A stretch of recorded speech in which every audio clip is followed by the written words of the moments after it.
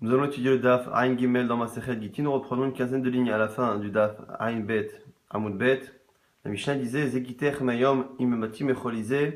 Voici ton guet à partir d'aujourd'hui si je meurs de cette maladie. La Mishnah avait dit Ve'amad ve'alach bashuk. Si finalement il se lève, c'est-à-dire qu'il guérit de sa maladie plutôt ici. Ve'amad il se lève dans le sens où il sort de sa maladie.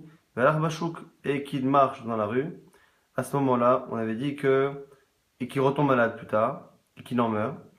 On va être au med, on prend des médecins et on vérifie, on essaye de savoir si finalement la mort occasionnée par la seconde maladie est finalement une conséquence de la première ou pas. Si c'est le cas, le guet fonctionne, sinon non. Amar Ravuna, là-dessus nous dit Ravuna, Gito ke matanato, le guet d'un homme qui est mourant est comme matanato, le don qu'il fait à quelqu'un. S'il donne quelque chose à quelqu'un avant de mourir, ça a le même statut que le guet sur certains points, c'est-à-dire ma matanato im amad choser, de la même manière que s'il donne une partie de sa fortune à quelqu'un parce qu'il est mourant et que après finalement il guérit, finalement sa guérison annule le don. Avgito, pareil pour le guet.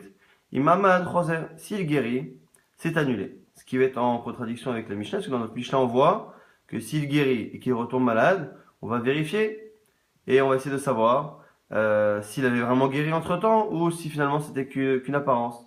Là pour l'instant selon Ravuna, à partir du moment où il a guéri, c'est fini, le guet est annulé comme le don. Et une autre halakha qui est en commun, Umagito afalgav de lo parish, kevandamar ktovu afalgav de lo amartenu. Et de la même manière que pour le guet, normalement un guet, il faut demander à ce qu'on l'écrive et ce qu'on le donne. Celui qui est mourant, à partir du moment où il dit écrivez un guet à ma femme, on a compris qu'il veut à la fois qu'on l'écrive et qu'on le donne, et à ce moment-là on le donne à sa femme. Af matanato, pareil pour le don, quelqu'un qui est mourant et qui dit donner à quelqu'un, normalement, il faut faire acquérir à la personne physiquement. Ici, comme il ne peut pas, qu'il est malade, qu'il est mourant, c'est très bien qu'il veut réellement que la personne acquiert, même s'il ne lui a pas fait tout le processus de kinyan d'acquisition. Af matanato, kevada martenu, puisqu'il a dit donner. Afalgav de l'okanomine, même s'il ne lui a pas fait acquérir en main propre. Ici, on a finalement deux points communs entre get et matana, entre le divorce et le don qu'un mourant peut ordonner justement avant de mourir. Le deuxième, qui n'est pas tellement notre sujet, c'est par rapport au fait que très souvent le get ou le don n'est pas au complet. Malgré tout, on imagine que la personne veut réellement donner le get et réellement donner une partie de sa richesse. La première halakha qui est la plus importante et qui est liée à notre Mishnah, c'est le fait qu'on nous dise finalement qu'à partir du moment où le mourant, une fois qu'il a donné son guet, ou qu'il a ordonné qu'on donne quelque chose, une fois qu'il a guéri, quoi qu'il arrive, une fois qu'il a guéri, le don est annulé et le guet est annulé. La Gemara tout de suite va avoir un problème avec la Mishnah. Tna, c'est marqué dans la Mishnah. Zegidech me'ayom, immati mecholise. Ve'amad, ve'alach bashu ve'chala umet. On a dit dans la Mishnah que celui qui donne un guet et qui ce guet prendra effet à partir d'aujourd'hui si je meurs de cette maladie, et que finalement il l'a guéri et finalement il est retombé malade. On me dit moto, on fait une estimation. S'il est mort de la conséquence de la première maladie qui est revenue, à Rezeget, c'est un bon guet. Vimlav, sinon, et no guet, c'est pas un guet. Mais mais selon Ravuna, à partir du moment où il a guéri la première fois de sa maladie, c'est fini, le guet est annulé. Choser, la maladie dana. À quoi nous sert-il que la Mishnah nous dise de vérifier si finalement c'est la première maladie qui a provoqué la deuxième ou pas? Une fois qu'il a guéri, c'est fini. La maladie dana, Ahmad, on voit qu'il a guéri. Et donc la Gemara va essayer de comprendre comment Ravuna lit la Mishnah. Mar, Bered, Rav Yosef, Mishme, de Rava. Au nom de Rava, on a dit Shenitak, Mecholi, Lecholi. Il faut dire qu'en fait, dans la Mishnah, on parle d'un cas où la personne n'a pas guéri réellement. Elle est passée d'une maladie à une autre. Donc, on m'a dit Ramad, Katanem, c'est marqué dans la Mishnah. Ramad, il s'est levé, c'est-à-dire qu'il a guéri. Il s'est levé de sa maladie, c'est-à-dire qu'il a guéri. Alors, on m'a dit non, comme ça qu'il faut comprendre selon Ravuna. Ramad, Mecholise, Menafal, Lecholise. Il a guéri de cette maladie pour tomber dans une autre directement, mais il n'y a pas eu de moment où il a réellement guéri. S'il avait eu un moment où il était guéri, selon Ravuna, ce serait annulé. Vera l'arbachou katane, il s'est marqué pourtant qu'il a marché dans la rue, que ça allait bien. On dit ici l'agma, alach al mishanto, il s'est à peine relevé, il a à peine marché un peu. Alors, du coup, l'agma nous dit, finalement, à quoi nous sert-il d'avoir dit tout ça? Pourquoi finalement, on nous a parlé d'un type Ahmad, qui apparemment, en tout cas, a l'air d'avoir guéri, d'avoir marché. L'agma nous dit, Akamash malade, c'est pour t'apprendre quelque chose. Que la nécessité de vérifier n'est que dans un cas où au moins il a eu l'impression qu'il a un peu guéri, que ça s'est un peu allégé. Quand est-ce qu'on a besoin de vérifier si la deuxième maladie est liée à la première? C'est lorsqu'il y a eu une amélioration, qu'il s'est levé, qu'il a marché. Idar, si par contre il passe d'une maladie à une autre, et que finalement il passe d'un état alité à alité, ou d'un amilo bainan, on n'a même pas besoin de vérifier, même si ce sont deux maladies différentes, à partir du moment où il est resté alité, il n'a pas besoin de vérifier. Du coup, la Gemara nous dit, Shma Mina, on apprend de là. Shrimera, Shnitak Mecholi les Choli Matana. Si on va dans le même sens, puisqu'on a vu que au niveau du don du guet et du don d'argent avant de mourir, ça fonctionne de la même manière. Pareil, un Shrimera, quelqu'un qui est mourant, même selon Ravuna, si il ordonne de donner une partie de sa richesse à quelqu'un, parce qu'il est malade, et que finalement il passe d'une maladie à une autre, on ne peut pas dire qu'il avait prévu de donner que parce qu'il avait cette maladie. Mais que s'il savait qu'il allait guérir de celle-ci et avoir une autre, il aurait changé d'avis, pas du tout. On estime finalement que l'essentiel de la kavana du bonhomme, c'est de donner le guet, ou de donner le don de sa richesse, ou une partie de sa richesse, à partir du moment où il pense qu'il va mourir, que ce soit de cette maladie ou d'une autre, à partir du moment où il n'y a pas eu de moment où il était réellement en bonne santé, entre les deux, selon Ravuna, c'est pareil, donc que ce soit pour le guet ou que ce soit pour le don d'argent, à partir du moment où il n'y a jamais eu de moment où il était en bonne santé, totalement guéri, à ce moment-là, on estime que le don ou le guet est valable. Et la Gemara confirme. In, Amar Rabbi Elazar, Mishme Dera, quand on a dit au nom de Rav, Shrim Mera Shenitak Mecholi Lecholi, maintenant on a retrouvé dans la de Rav qui dit clairement cela. Qu'un Shrim Mera, quelqu'un de mourant, qui passe finalement d'une maladie à une autre, Matanato, Matana, la Matana, le don qu'il a fait, est un don qui est valable. Rabba Verava, Los Viraleu, Haderavuna. Ce que vient de dire Ravuna ici, eh bien, on a deux Amoraïm, Rabba et Rava, qui ne sont pas d'accord. Qu'est-ce qu'on a dit finalement au nom de Ravuna? On a dit que quelqu'un qui a donné un guet, à partir du moment où il a guéri à un moment donné, donc il a donné un guet avant de mourir, parce qu'il était malade, à partir du moment où il a guéri à un seul instant, le guet est annulé d'office. Et là-dessus, Rabba et Rava ne sont pas d'accord. Ils disent Xera, Shema Yomru, Yesh get le achar mita. Donc ici, si on reprend la lacha simple de Ravuna, on a une personne qui est malade, donne un guet à sa femme et dit voici ton guet, si je meurs de cette maladie. Et donc si on a deux éventualités, soit effectivement il meurt de cette maladie, et s'il meurt de cette maladie, le guet prend effet. Alors rétroactivement on a dit, parce que il dit je veux que tu sois divorcé depuis aujourd'hui si je ne survis pas à cette maladie. Donc si la personne ne survit pas, à ce moment-là le guet prend effet rétroactivement. Si par contre la personne survit, le guet ne prend pas effet. Et du coup, ce genre de situation pose problème à Rabba Verava. Pourquoi? Disant l'absolu, Ravuna a raison. Il a raison que ça fonctionne de cette manière. S'il guérit, le guet est annulé, et même s'il retombe malade. Et si par contre il meurt, à ce moment-là le guet marche. Mais le problème c'est que les gens vont dire quoi? Ils vont dire que lorsque quelqu'un donne un guet à sa femme, s'il meurt, le guet marche. S'il est vivant, le guet ne marche pas. Et les gens vont finir par croire que finalement le guet marche plus quand il meurt, quand il ne meurt pas, et donc qu'il peut y avoir un guet après la mort. Shema Yomru, Yesh get lachamita. Donc Chachamim, qui sont ici Rabba Verava, pensent que on a fait en sorte finalement que le guet fonctionne. Donc normalement, quelqu'un qui donne un guet à sa femme et qui lui dit si je ne survis pas à cette maladie, ce sera un bon guet. Normalement, dès qu'il guérit, le guet devrait être annulé. Mais ici, Chachamim fait en sorte que non. Pour pas qu'on ait des situations comme ça qui portent à confusion, on va faire en sorte que le guet fonctionne. Et la Gemara s'étonne. Elle dit, au niveau de l'idée, je comprends, mais au niveau du fonctionnement halachique, on ne comprend pas. Puisque ce guet au niveau de la Torah ne fonctionne pas, puisqu'il a guéri entre-temps, et qu'il n'est mort après que parce qu'il est retourné mal, mais qu'à un moment donné, il a guéri, et donc le guet est annulé minatora. Si un guet est annulé minatora, c'est que cette femme, et il y a cet homme, minatora. Si c'est le cas, comment on peut nous lui dire que le guet il marche, et la laisser se remarier avec un autre? Elle dit, au mikad midé, est-ce que c'est possible qu'on autorise à cette femme à se remarier? Donc on a cet homme qui a donné le guet au cas où il meurt de cette maladie. Finalement, il guérit un instant. Minatora, il n'y a plus de guet. Mais Rabba et Rava diraient que si, il y a un bon guet, elle peut se remarier. C'est pas possible. L'agma dit oui. On a un principe. Celui qui fait des kiddushin, qui épouse une femme, il le fait à data de Rabbanan, avec l'accord des Chachamim. Et du coup, comme on dit Aren Mekudeshel, comme dit souvent Tosfot, Kedat Moshe ve Israël, comme les halachot de Moshe ve Israël, c'est une manière de faire dépendre finalement les kiddushin de l'accord des sages, finalement les sages ont la possibilité d'annuler tout type de kiddushin. Et donc, ce serait une annulation rétroactive. Kainu, Rabanan, les kiddushin minés et chachamim ont déraciné, annulé les kiddushin depuis le départ. Ce qui veut dire qu'un homme, lorsqu'il épouse une femme, il épouse une femme en disant voilà, je t'épouse, mais je me soumets à l'acceptation des chachamim.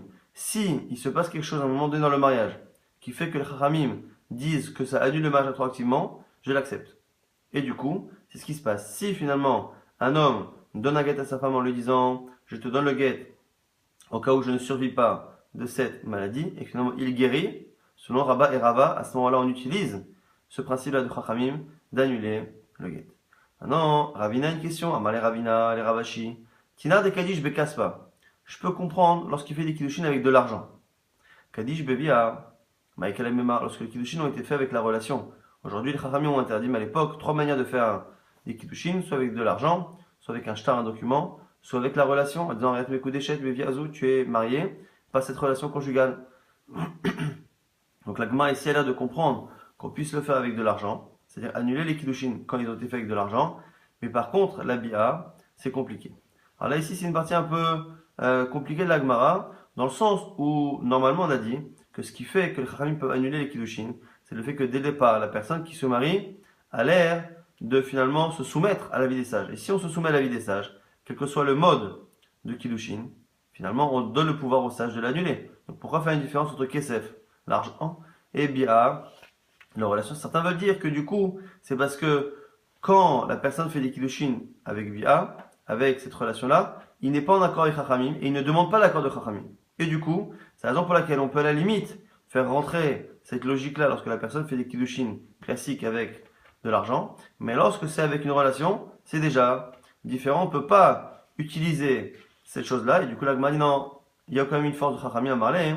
Shavinan, Rabbanan, les Beilato, Beilaznut, ils peuvent même rendre finalement sa beila, sa relation, comme étant une beila. Donc ils ont une force à la fois sur les kiddushin, à la fois sur l'argent des kiddushin, parce que les khamim peuvent faire ce qu'ils veulent avec l'argent de chacun et dire que l'argent qu'il a donné en tant que kiddushin, il a été donné en tant que cadeau et on le donne à la femme. Et même la bia, même la relation qu'il a eue avec une certaine kavana, une certaine intention, on peut la rendre beila. Nous c'est le chidush ici. Et du coup ici on a une marloquette Ravuna et l'autre côté Rabba et Rava. Est-ce qu'on laisse la lacha de base qui dit que normalement lorsque quelqu'un dit qu'il donne un guet au cas où il meurt de la maladie et qu'il guérit, normalement le guet est annulé et que la femme ne peut pas se remarier, selon Rabba et Rava, à cause de la confusion que ça peut entraîner, du fait que dans le cas où il meurt, le guet marche, dans le cas où il guérit, le guet ne marche pas, on va croire que les guitines marchent après la mort. Chachamim aurait fait en sorte que dans ces cas-là, c'est rare, mais les Chachamim auraient annulé sur le kiddushin pour faire croire que le guet marche au moins aussi bien lorsque la personne guérit. Maintenant, on a une braïta, Tanora Banan, Zegiter Mayom Imeti Mecholizin, donc le même cas, Mecholizé, qui dit voici ton guet depuis aujourd'hui, si je meurs de cette maladie. Venafala Bait Alav. Et il ne meurt pas de la maladie, mais il meurt de quelque chose, d'un accident particulier, la maison s'effondre sur lui, Okishonachash, il a été mordu par un serpent, et no guet, ça ne marche pas. La suite, qui paraît étonnant parce que ça paraît être la même chose, Imlo Aemon Mecholizé. Celui qui dit je te donne le guet si je ne survis pas cette maladie. Ce qui revient un peu au même.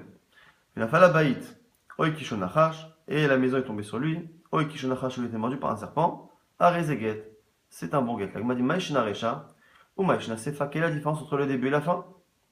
La Gemara, du coup, nous dit que finalement, sur le cas de la fin, un jour on a envoyé la lacha opposée. Shlachomitam, ils ont envoyé, une fois de là-bas, la réponse, Chalo Haris, il a été dévoré par un lion. En lano, finalement, on ne tient pas que c'est un guet. Et donc finalement, on corrige plus ou moins cette braïta. On dit que si cette braïta est bonne, elle doit être bonne dans le sens où finalement, dans tous les cas, à partir du moment où c'est ce qu'on va dire tout de suite, c'est un cas de force majeure mais exceptionnelle, difficile à prévoir, à ce moment-là, dans ces cas-là, le guet n'est pas un bon guet. Areh ou gavra, d'ici, Haou gavra, disabin ara alechavre. Dans le même genre, on a une histoire de quelqu'un qui a vendu un terrain à son prochain. Kabil ale kol unsa demitialid. Et dans le contrat de vente, il a dit voilà, je te préviens, il y a une clause particulière, une sorte d'assurance.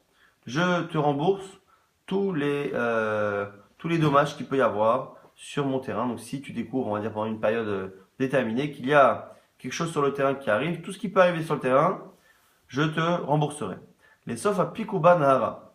Qu'est-ce que s'est-il passé à la fin?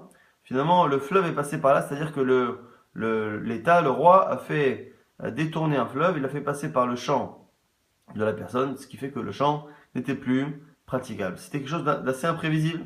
Atale Kamede Ravina, ils sont partis voir Ravina. Et donc du coup, il a demandé, lui, il a dit, je veux pas payer à Marley, Zi Shafele. Il dit, va et laisse-lui le champ et laisse-lui tout et paye-le, Béchek est en silence. Et ha, qui habite à Allah, Kolunsa Demitelit, car tu as pris sur toi tout ce qui pouvait arriver. Donc à partir du moment où tu t'es engagé à toutes les éventualités, tu t'es engagé. Amalé, Ravacha, Bartachlif, Ale Ravina. Alors du coup, Ravacha objecte et lui dit, Unsa de l'Oshriachu. Mais le problème, c'est que c'est ici un cas de force majeure qui était imprévisible. Et du coup, il y a une logique de dire que lorsqu'une personne s'engage en disant, tu sais, je m'engage à te donner le champ, ou je m'engage à te payer les dommages de tout ce qui peut arriver, même lorsque la personne dit tout, pour qu'elle puisse être engagée, il faut qu'elle y pense, et pour qu'elle y pense, il faut que ce soit prévisible. Si la personne a dit tout ce qui peut arriver, finalement, moi je prends la responsabilité sur tout ce qui peut arriver, mais que la personne, au niveau imaginatif, ne peut pas imaginer au-delà de ce qu'elle peut imaginer encore une fois, le tout ce qui peut arriver reste limité, et les mots n'ont pas plus de force que sa pensée. Donc du coup, Gelkan Milta, l'histoire finalement a fait que cette halakha, cette question a été posée à Rava. Et Rava a dit à Maléon, il a dit comme Rava Chabar Tachlifa, que à partir du moment où c'est une force majeure qui n'était pas prévisible, on ne peut pas estimer que la personne s'était engagée là-dessus. Et Tivé Ravina les Rava, Ravina objecte, il dit, mais attends, il y a une braïta qu'on a citée il y a quelques instants, qui avant la correction de la braïta, nous disait à la fin que celui qui disait si je ne survis pas à cette maladie, tu voici divorcé, et finalement la maison est tombée sur lui ou le serpent l'a mordu, c'est un bon guet. Tu vas ramener la rava, imno, emod mechol, ils avaient la alava beid vekishonacha, charizeget. Amal rava, rava, il dit veimad merecha, mais regarde le début de la braïta. Et ino guet, il te dit l'inverse, il te dit justement c'est pas un bon guet. Amal rava, il dit ravina, alors là du coup, les rabbinim entre eux discutent, je comprends pas. Rav nous dit quelque chose. Je l'objecte avec une halakha qui est dans la fin d'une braïta. Et lui, au lieu de me répondre là-dessus, il me dit qu'il a un appui avec le début. Mais même si le début de la braïta dit comme lui, si la fin dit contre lui, c'est un problème. Parce que le début et la fin se contredisent. L'homme de Vinan, je peux pas moi objecter avec la fin. Amalé, Ravina dit, il a raison. Pourquoi? Kevin, des questions de Ravina lui-même, à qui on a fait cette objection. À qui Rava dit ça. Il a raison, Rava. Kevin, puisque le début et la fin se contredisent. Loït Mabamidracha, cette braïta n'a pas été enseignée en tout cas telle qu'elle au Beth Midrash, ou Mishaveshtari, et elle est erronée. On s'est trompé dans l'enseignement de cette braïta. Et comme elle est fausse, Zilbatar Zvara, tu reviens à ne pas tenir compte de la logique, de la braïta, mais de la logique simplement. Lorsqu'on a une braïta, on est soumis à l'enseignement de la braïta ou de la Mishnah. Lorsque la braïta se contredit, c'est forcément qu'elle est fausse. Si elle est fausse, on la met de côté. Si on la met de côté, il ne reste que la logique. Et quelle est la logique? C'est qu'on a dit tout à l'heure. Et c'est celle de Rava. Et de Rava Chabar Tachlifa. La logique est, et c'est comme ça que Ravina a l'air d'accepter la logique étant, si ce n'est qu'on avait une braïta claire, mais ce qui n'est pas le cas, la logique est que lorsqu'une personne s'engage à toutes les forces majeures possibles, même ce qu'on appelle tous les cas de force majeure, c'est tout ce que l'homme peut imaginer. À partir du moment où ça va au-delà de ce que la personne pouvait imaginer au moment où elle s'est engagée, on estime que la personne ne s'est pas engagée et du coup, elle ne doit pas payer. Rav Papa avec Ravuna, encore une histoire similaire. Rav Papa et Ravuna, Béré de Rav Yoshua, le fils de Rav Yoshua, Zavan Shumsheme Agida, des Nehar Malka. Ils ont acheté des Shumshemin, des sésames, à côté de Nehar Malka, d'un fleuve, qui disent que c'est le Frat. À Gour, Malaché, l'Arborino, et ils ont du coup payé des gens pour passer le fleuve, ils ont payé des marins.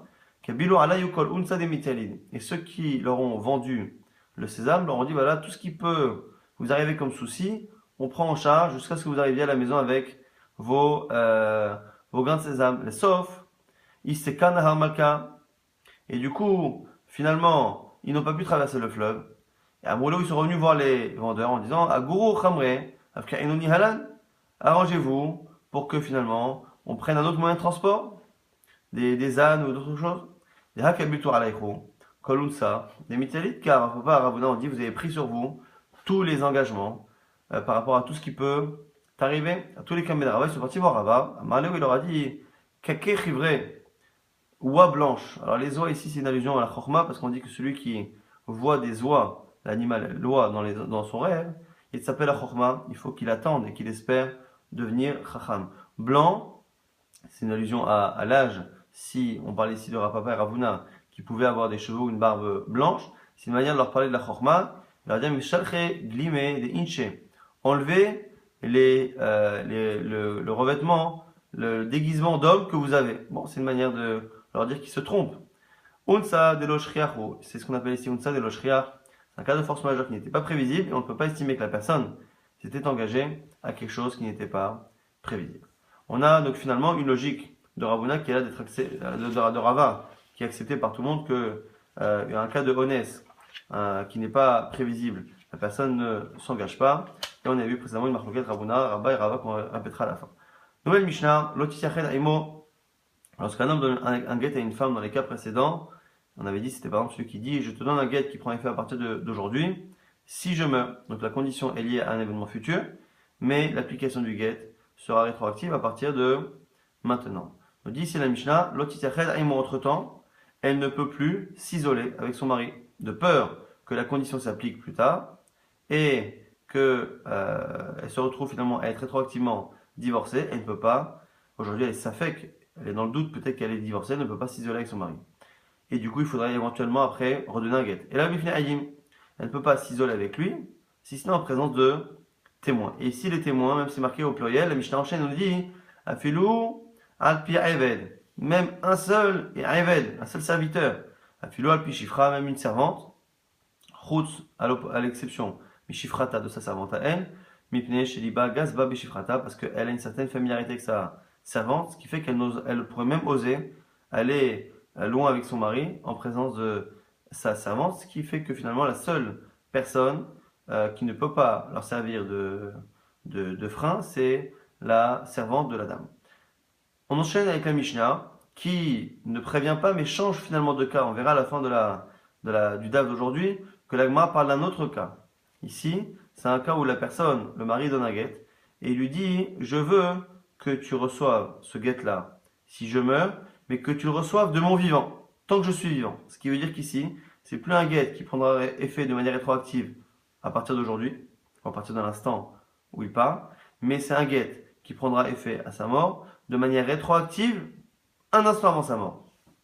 Et il y a une grande nuance parce que du coup, la Mishnah, lorsqu'elle nous demande quel est son statut pendant ces jours-là, Rabbi Yehuda Omer Rabbi Yehuda nous dit elle est ke'eshetish lechol devaria, elle est complètement eshetish. Pourquoi?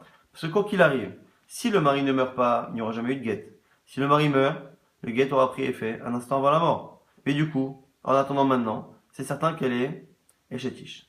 Rabbi aussi nous dit non, mais gorechet, mais na gorechet. Il pense que même dès à présent, elle n'est qu'un doute, gorechet, et pas gorechet. Pourquoi? Parce que même maintenant, il se peut que tout de suite, ce soit l'instant au moins 1 avant la mort de la personne. Le mari peut mourir dans une seconde. Et s'il meurt dans une seconde, ce sera aujourd'hui, maintenant le moment où elle est divorcée. Donc pendant tout ce temps-là, elle est safek. On revient maintenant dans la Gemara sur le sujet là de Yehoud. On dit justement dans une braïta, Tanora Banan, Ra'uha, Sheni Tiachda, Imo, Ba'afela. On a ici une braïta qui va être très difficile à comprendre et sur laquelle la Gemara va donner 3 explications. Ra'uha, on a vu cette femme qui a reçu un guet conditionné. Le mari lui a dit voilà, si ce guet, à partir d'aujourd'hui, si je meurs. Et des témoins l'ont vu, Sheni Tiachda, Imo, Ba'afela, qu'elle s'est isolée dans un endroit sombre avec son mari. O Sheshna Imo, Tachat, Margelot, Amita, où ils ont dormi dans le même lit. En Choshishin, Shema, Nita Asku, Badavar Acher. On ne craint pas qu'ils aient fait quelque chose d'autre, c'est-à-dire qu'il y ait eu une intimité. Et tout de suite, la Braïta a l'air de se contredire. Elle dit Vechosheshin mishum znut. Mais on craint qu'il y ait eu une relation znut de plaisir. Et après, on nous dit Ve'en chosheshin mishum kiddushin. Mais on ne craint pas qu'il y ait eu mariage. Rabbi aussi, par Rabbi Yehuda Omer, Af chosheshin mishum kiddushin lui dit qu'on craint même les kiddushin. Et là, ici, on va essayer rapidement de comprendre les problématiques de cette braïta pour comprendre pourquoi, parmi les réponses qu'on va donner, les explications, il y en a 2 qu'on va refuser et seule la 3e sera acceptée. On reprend, on a dit que c'est une personne qui a donné un guet conditionné et l'application du guet serait rétroactive à partir d'aujourd'hui. Et là, ici, ils se sont isolés. Ils se sont isolés dans une pièce sombre où ils ont dormi ensemble. Et pour l'instant, on a un seul cas a priori. Et dans le cas où ils se sont isolés, on nous dit quoi? On nous dit qu'on ne craint pas qu'il y ait eu quelque chose. Après, on nous dit qu'on craint qu'il y ait eu une relation, mais sans mariage, c'est-à-dire qu'il n'a pas réépousé. Et après, on nous dit quoi? On nous dit que, selon Rabbi aussi, même dans ce cas-là, on craint les kiddushin. Ce qui pose problème doublement. Parce que déjà, premièrement, il y a une contradiction. On nous dit qu'on ne craint pas qu'il y ait de relation. Après, on dit oui, une relation, mais pas de kiddushin. Et après, Rabbi aussi dit non, même dans ce cas-là, kiddushin. Mais pourquoi même dans ce cas-là, kiddushin, puisqu'il n'y a pas d'autre cas avant? Donc la Gemara ne comprend rien et dit Maïkama, que veut dire cette Braïta?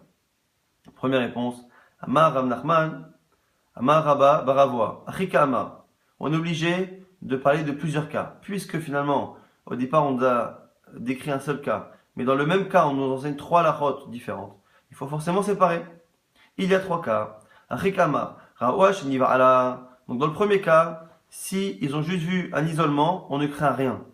Quand après on dit qu'on craint une relation de znout, c'est parce qu'ils ont vu une relation. Raouach Niva Ala, ils ont vu qu'il y a une relation entre le mari et la femme, qui ont reçu un divorce entre les deux, un divorce éventuel. Chosheshi Mishum Kiddushin. Donc s'ils ont vu une relation, on craint qu'il y ait des Kiddushin. Ça c'est un cas qui n'est pas marqué dans la Braïta, mais qu'on aurait oublié. Et du coup, le troisième cas, qui est celui qui est rapporté dans la Braïta, mais sans être introduit, Natan Laksafim, si après la relation, il lui a donné de l'argent, Chosheshi Mishum Znut, Namrinan, Betenena, Natanla. On craint, au contraire, on craint plus que ce soit des Kiddushin. On dit qu'au contraire, c'est une relation de plaisir et que justement, l'argent qu'il lui a donné après, c'est l'argent avec lequel elle a monnayé cette relation. Il lui a donné un guet. Du coup, après, il voulait avoir une relation avec elle, mais elle ne voulait pas. Et il lui a dit, je te donnerai tant si tu acceptes encore d'avoir une relation avec moi. Mais En Choshishim Mishum Kiddushin, on ne craint pas les Kiddushin. Rabbi Yossi, Rabbi Yehuda Omer, Avezor chez Mishum Kiddushin. Même dans ce cas-là, on craint les Kiddushin. Et là, du coup, même si on a été obligé de dire qu'il y a trois cas dans la Braïta, de rajouter à chaque fois un contexte qui n'est pas écrit, on a au moins les mots de Rabbi Yehuda, de Rabbi Yossi vers Rabbi Yehuda et de Chachamim qui s'entendent. C'est-à-dire qu'on a bien à la fin le cas où on ne craint pas les Kiddushin. Vient Rabbi Yossi vers Rabbi Yehuda dit non, même dans ce cas-là on craint les Kiddushin. Pourquoi? Parce qu'on a vu que dans le cas où il y avait une relation stam, sans qu'il lui donne d'argent après, on craignait les Kiddushin. Vient Rabbi aussi, dit même dans le cas où il a donné l'argent après, moi je pense que c'est pareil. On ne change pas. Donc on a finalement trois cas. Dans le cas où ils se sont juste isolés, on ne craint rien. Il n'y a pas de discussion, ni Rabbi aussi, ni Rabbanan. S'il n'y a eu qu'un isolement, on ne craint rien, tout va bien. Si par contre ils ont une relation, là il va y avoir deux cas. Relation sans rien et relation avec un don d'argent successif, juste après. Donc si il y a une relation, là aussi tout le monde est d'accord qu'on craint qu'il y ait eu mariage et qu'il ait voulu la réépouser. Si par contre il lui donne de l'argent après, là on a une marloquette. Selon Rabbanan, on pense que du coup c'est une preuve que c'était pas une relation de mariage. Selon Rabbi Yossi bar Rabbi Yehuda, on craint tout de même que ce soit une relation de mariage et on lui demande un second guet. Maintenant la Gemara va essayer de comprendre comme qui va un enseignement plus tard. Donc il y a un enseignement qu'on va rapporter qui va toujours servir de manière de tester cette lecture. On a une braïta qui est incompréhensible. À chaque fois, on va essayer de voir si ça tient la route. Keman Azla, Hadama Rabba Baravuna, Babachana Rabbi Yochanan. Comme qui ça va, c'est halakha de Rabbi Yochanan. On a une marloquette, Bet Shammai et Bet Hillel.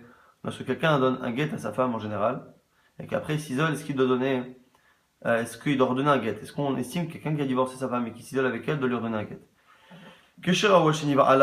La marloquette, Bet Shammai et Bet Hillel n'existe que lorsque on a vu qu'il y avait une relation. Aval Lora Uha. Shiniva Alam, s'il n'y a pas eu de relation, dit vrai Akol, En Srecha Imenu Get Sheni, Bet Shammai et Bet Hillel ne discutent pas, il n'y a pas besoin de get.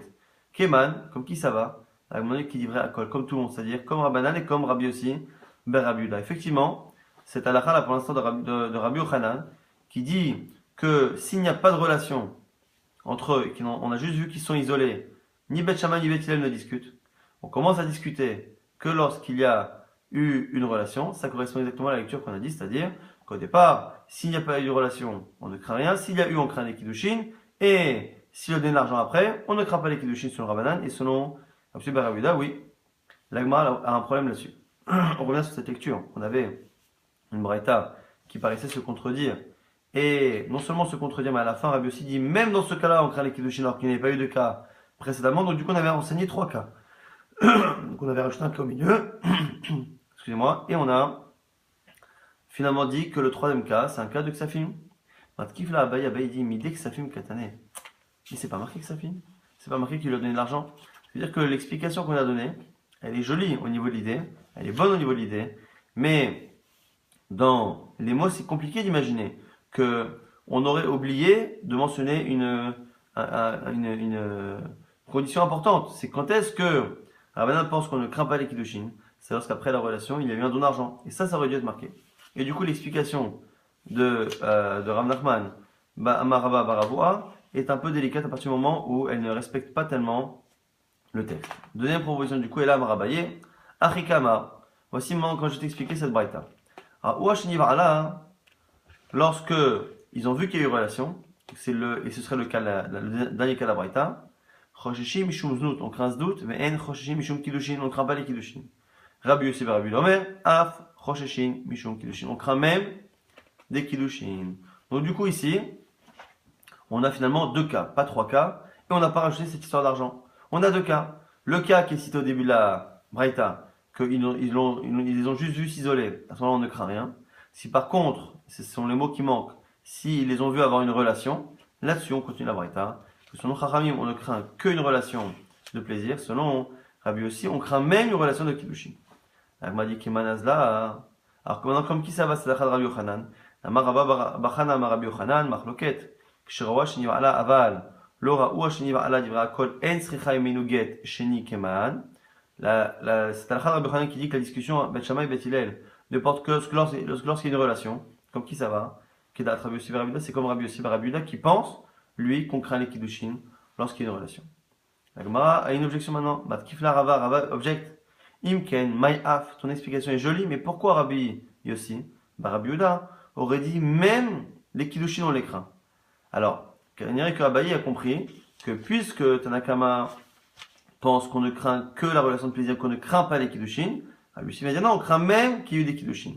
Le problème, c'est que ici le mot même a l'air finalement, selon Rava, de dire que même dans ce cas-là, on craint les Kiddushin. Or, on n'a pas eu de cas précédent, on craint les Kiddushin, parce que selon cette nouvelle lecture d'Abaye, on n'a plus 3 cas, comme c'était le cas avant, ce qui avait l'air de fonctionner au moins à ce niveau-là, mais on a 2 cas.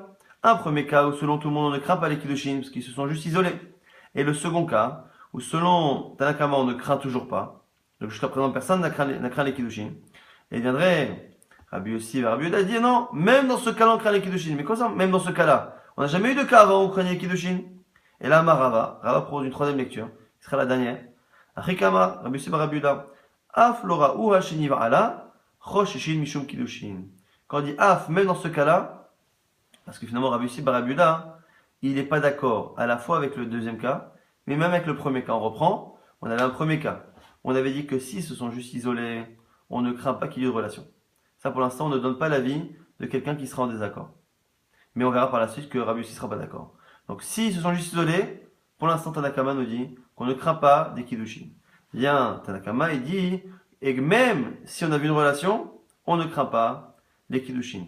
Vient dire Rabbi Yehuda dans les 2 cas. Dans le premier, et Af dans le deuxième cas. Même dans le deuxième cas, on craint les Kiddushin, Choshishin, Mishum, Kiddushin. Et l'Agma, du coup, essaie de comprendre comment va cette halakha de Rabbi Yochanan, qui est Manazla Hadama Rabba, Barbachana Rabbi Yochanan, Machloket, Ksheraoua Shniva Ala, la Machloket se situe lorsque on a vu la relation. Avalora Oua Shniva Ala Divra, Kol Einat Sricha Menuget, Keman, comme qui ça va cette halakha-là? Elle m'a dit Delokechat, comme personne. Pourquoi? Parce qu'effectivement, selon cette lecture maintenant de Rava, on a un Tanakama qui finalement, qu'il y ait eu isolement simple ou relation, on ne craint pas les Kiddushin. On a Rabbi Yossi Rabbi Yehuda qui finalement, que l'on ait l'un ou l'autre, on craint toujours les Kiddushin, avec une relation ou même avec un seul isolement. Et du coup, puisque finalement, on a Tanakama qui ne craint jamais les Kiddushin, qui ne craint jamais qu'il les réépousé, et Rabbi Yossi qui craint toujours les Kiddushin, on n'a plus du coup de raison de faire ce chilouk-là. Or, Rabbi Yochanan dit que la discussion Bet Shammai et Bet Hillel porte dans le cas où il y a eu une relation, et pas lorsqu'il n'y a pas eu de relation. Mais ce chilouk-là, cette distinction-là, relation par relation, finalement, il n'existe plus selon la lecture de Rava. Puisque soit Tanakama ne craint jamais, soit Rabbi Yossi craint toujours, et donc du coup la distinction n'existe pas. Dès l'Okechat, ça ne correspond ni à Rabbi Yossi ni à Rabbanan, selon la lecture de Rava. Donc finalement, on a proposé 3 lectures de cette braïta. La dernière, qui a l'air d'être en tout cas celle qui n'est pas objectée, c'est celle de Rava, qui nous dit finalement que Rabbi Yossi bar Rabbi Yehuda craint qu'il y ait isolement ou pas isolement, il craint Kiddushin. Selon Tanakama, on ne craint jamais les Kiddushin, avec isolement ou avec relation, quoi qu'il arrive, on ne craint pas les Kiddushin. Maintenant, on reprend la suite de la Mishnah, qui avait l'air pourtant d'être la suite du cas précédent, où c'était la personne qui donnait un get et qui était rétroactif depuis aujourd'hui. Mais on verra par la suite que c'est pas possible de dire ça, parce que la Gemara nous dit Mahi beotanyamim.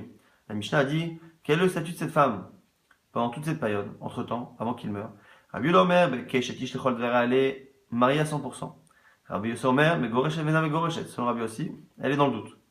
Tana Ubilvat Shiamut, nous dit la Mishnah, que ce qu'a dit Rabbi Yossi, que c'est un cas de doute, c'est dans un cas où il meurt. C'est-à-dire qu'à la fin, il s'avère qu'elle est divorcée. Si à la fin elle est divorcée, on dit c'est qu'entre-temps elle était dans le doute.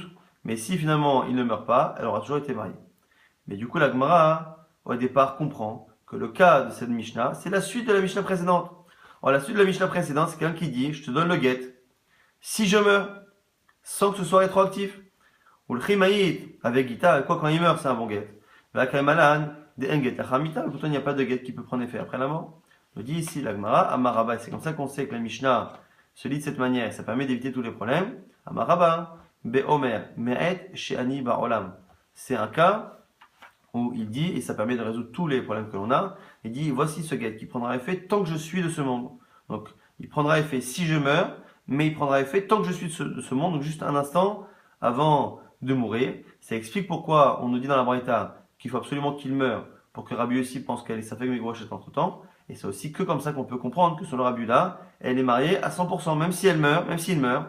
Elle était mariée à 100% puisque le get ne prendra effet qu'un instant avant la mort. Et en attendant tous les mois qu'il y a eu avant, elle était mariée à 100%. On va très rapidement résumer ce qu'on a vu dans ce DAF. On a vu qu'on avait une marloquette Ravuna et Rabba et Rava. Au niveau de la lacha, même si au niveau de la logique, ils étaient d'accord tous les deux, que finalement, de la même manière que lorsque quelqu'un qui est mourant guérit, le don qu'il a donné alors qu'il pensait être mourant est annulé. Pareil pour le get, celui qui donne un get parce qu'il est malade et qu'il guérit, même s'il retourne dans une autre maladie, s'il guérit totalement, le get au départ est annulé. Il faudrait expliquer que dans la Mishnah, selon Ravuna, il faudrait expliquer que c'est un cas où il est passé d'une maladie à une autre.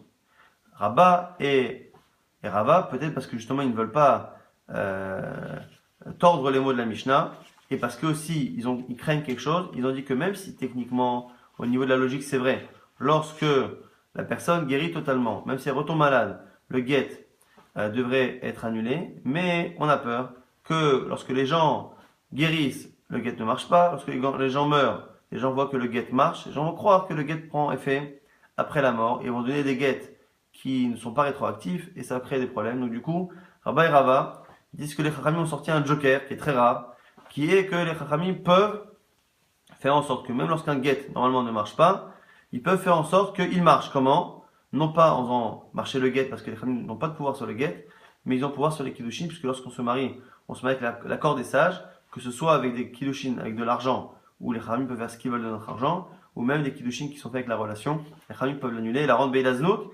Et du coup, Rabba et Rava pensent que même si au niveau de l'idée, Ravuna a raison, que le get devrait être annulé à partir du moment où il guérit totalement, même à l'instant, au niveau de la lacha, les Chachamim ont fait en sorte que la femme soit libérée, pour éviter justement la confusion, que les gens croient qu'un get peut fonctionner après la mort. Après, on avait vu qu'il y avait une discussion Ravina et Rava. Finalement, Ravina avait accepté l'idée de Rava et on avait corrigé une braïta qui avait l'air contradictoire et qui pouvait parfois s'opposer à cette logique de Rava. Finalement, Rava, Ravina, tous les derniers Amoraïm ont l'air de dire que lorsqu'une personne s'engage à payer ou à donner quelque chose, même dans un cas de force majeure, la personne s'engage, même s'il y a un événement qui cause une perte, ou pareil pour le get, c'est la même chose pour le get, à partir du moment où la personne ne peut être engagée que si elle a conscience de ce qui peut arriver, on ne peut pas l'engager à rembourser ou engager à faire ce qu'elle s'était engagée à faire si l'événement qui est arrivé est un événement imprévisible. Puisque c'était imprévisible, c'est-à-dire que c'était pas prévu par la personne. Si ce n'était pas prévu, qu'il n'y a pas pensé, il n'a pas pu s'engager. Donc même si dans les mots il a dit je m'engage à faire ça dans tous les cas de figure, et les cas, même s'il dit dans tous les cas les plus exceptionnels, à partir du moment où il ne pouvait pas le prévoir, ça ne rentre pas dans ce que s'est engagé. Donc shriach, ones et lo shricha, un ones, un cas de force majeure qui n'est pas prévisible, on ne peut pas engager une personne même s'il a formulé un engagement qui est total dans tous les cas. On a vu après une Mishnah qui nous disait qu'un homme qui donne un get conditionné avec une condition rétroactive, puisque si la condition s'applique, si un jour il meurt dans les conditions qu'il a citées, elle sera divorcée à partir d'aujourd'hui. Depuis aujourd'hui, il ne peut plus s'isoler avec elle si ce n'est en présence de personne, mais n'importe quelle personne, même un serviteur, tant que c'est pas sa servante à elle. Et on a vu à ce propos justement qu'on avait une braïta qui était contradictoire et qui disait que fait-on si on trouve le mari et la femme qui se sont isolés, et du coup on avait une braïta très difficile à comprendre. On va au moins rester sur la conclusion. La conclusion de cette braïta qu'on était obligé de corriger puisque elle se contredisait. La correction finale de Rava, c'est que finalement on a une marloquette entre Tanakama et Rabbi Yossi ben Rabbi Yuda. Selon Tanakama, même s'ils se sont isolés, même s'ils ont eu une relation ensemble, on ne craint pas qu'il y ait eu des kiddushin. Au maximum, on craint une relation de znout. S'ils se sont isolés, on ne craint rien. S'ils ont eu une relation, on craint znout. Selon Rabbi Yossi, quoi qu'il arrive, on craint qu'il y ait eu des kiddushin, qu'il y ait une relation, ou même s'il y a eu un isolement, selon Rabbi Yossi, on craint à ce moment-là qu'il y a eu des kiddushin, et donc du coup on retourne dans la marloquette. Bet Shammai, Bet Hillel, est-ce qu'il faut faire un get ou pas? En tout cas, on a finalement une lecture de Rava qui est totale. Donc on a soit Rabbi Yossi qui dans les deux cas, isolement ou relation, dit qu'il y a eu des kiddushin, et selon Tanakama, on ne pense pas. On avait à la fin de notre Mishnah un cas qui était expliqué par l'Agma comme étant un cas où la personne a dit à sa femme, même si c'est pas marqué dans la Mishnah, c'est un mari qui dit à sa femme, voici ce get qui prendra effet si je meurs, mais qui prendra effet tant que je suis vivant. Donc c'est plus un get qui prendra effet depuis aujourd'hui, mais il prendra effet de manière rétroactive un instant avant la mort. Donc il commencera à fonctionner un instant avant la mort, à condition que la mort arrive effectivement. Et à ce moment-là, quel est le statut de cette femme pendant cette période-là? Et c'est là-dessus qu'on a une marloquette, Rabbi Yuda et Rabbi Yossi. Selon le premier avis, on a cette femme-là qui est échétiche. Pourquoi? Parce que dans tous les cas, elle est échétiche à présent. Pourquoi? Parce que soit le mari ne meurt pas dans les conditions qu'il a envisagées, et à ce moment-là, il n'y a jamais eu de guet. Et même s'il meurt dans un mois ou dans 2 mois dans les conditions prévues, au final, maintenant, elle n'était pas divorcée, puisqu'elle ne sera divorcée une fois qu'il est mort qu'un instant avant. On dit Rabbi Yossi, même si elle meurt plus tard, à partir du moment où on peut craindre à chaque instant qu'il meure dans la minute qui suit, puisque dans la minute qui suit, il peut mourir, à chaque instant avant, on estime qu'elle est safek, elle est peut-être divorcée. Donc un homme qui va avec elle, il va avec une femme qui est peut-être divorcée, peut-être mariée, et donc il n'a que Hacham Talou, il n'est pas chayav, il n'est pas passible de la peine de mort, il doit porter Hacham Talou si c'est shogeg. Pourquoi? Parce qu'à chaque instant où cette femme-là vit et que son mari vit, on ne sait pas si l'instant prochain son mari ne va pas mourir, et donc faire en sorte rétroactivement que l'instant précédent est un instant où cette femme était libre et donc que la relation n'était pas interdite.